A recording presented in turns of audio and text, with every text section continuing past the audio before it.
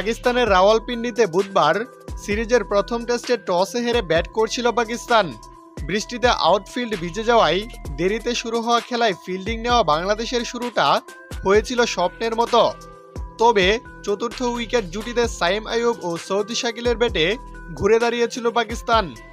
সেই জুটিতে যোগ হয় 98 রান, কিন্তু অর্ধশতক হাঁকানো আইয়ুবকে ফিরিয়ে জুটি ভাঙেন পেসার হাসান মাহমুদ। এদিন মাত্র 3 রানের মাথায় প্রথম উইকেট হারায় পাকিস্তান।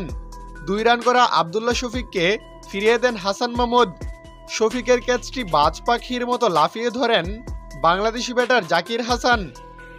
স্লিপে থাকা অবস্থায় লাফ দিয়ে রীতিমতো শূন্যবেশে ক্যাচটিকে তালুবন্দি করেন তিনি, যা ছিল এক কথায় চোখ ধাঁধানো একটি ক্যাচ। দলীয় 14 রানে অধিনায়ক শান মাসুদ ও দলীয় 16 রানের মাথায় বাবার আজমের উইকেট হারায় পাকিস্তান।